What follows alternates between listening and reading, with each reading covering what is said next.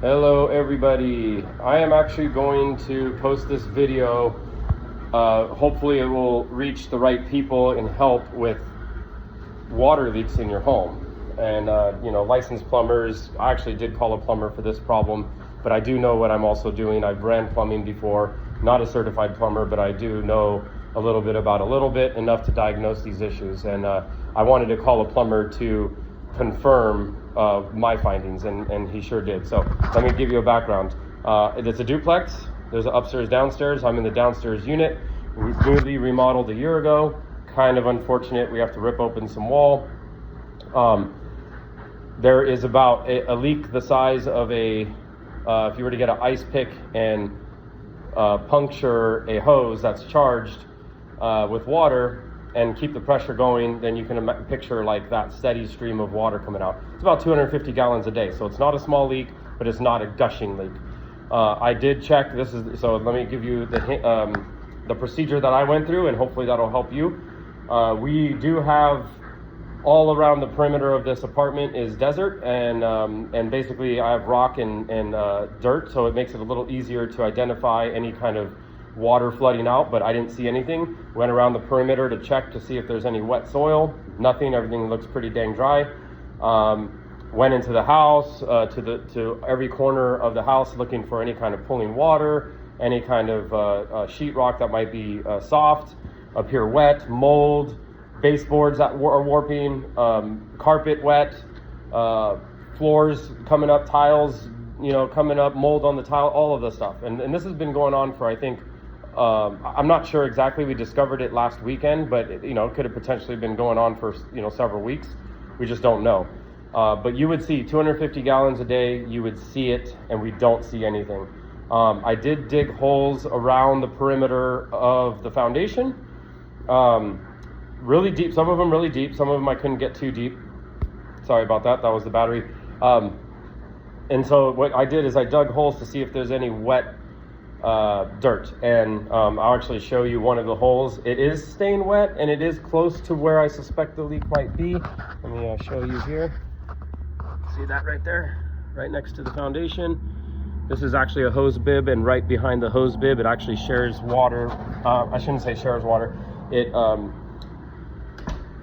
goes into the slab right next to where the shower inlets are as well, and all the shower inlet and that hose bib come out from the slab. So what I suspect is the leak is under the slab,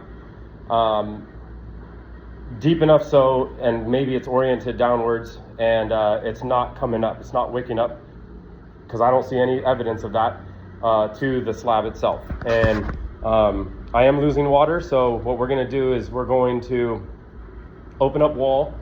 I do have an endoscope, very helpful. They're very cheap. You should get one if you need to do this, and you can poke little holes. I'll show you the little holes that I have.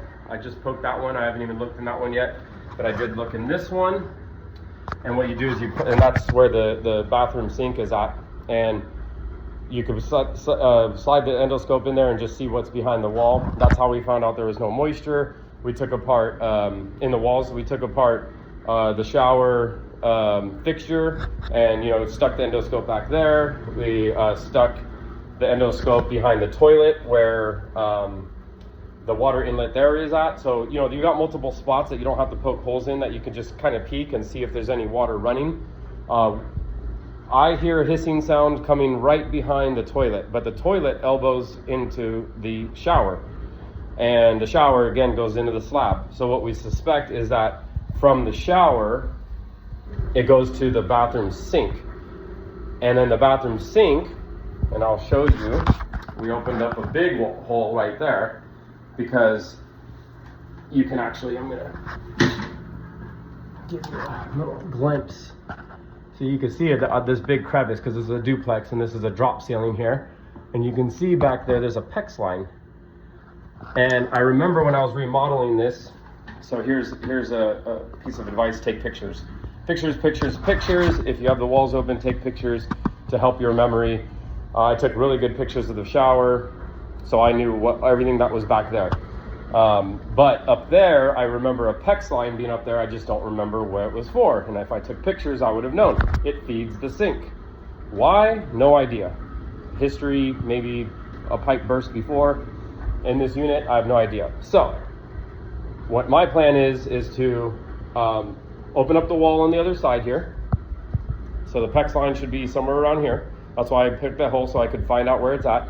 Disconnect the copper pipe from the PEX, cap the PEX, start the meter, and see if the meter, start the water and see if the meter is still turning. If it's not, then I have isolated the leak to under the slab going to the shower. But if it still spins, then that's another video, and let's just all pray that that's not the case, because then I have no idea where that PEX line is going, and that means the main is still coming all the way under the slab, and it could be leaking anywhere from the water main, which is literally behind this room wall all the way to there. And yeah, it's a lot of wall to open up. So any questions, leave them in the comment section. I'll be happy to help try to help you guys with your leaks. And again, I'm not a licensed plumber. I advise that you do get one. Would hate for significant damage to your home because of water. Definitely catastrophic. I've had a water leak in another place before, and it was very damaging. So, but I'll try to do my best to help at least troubleshoot and do all that stuff. And you know, we're all here as a community to try to help each other out, because this stuff sucks. Leave comments.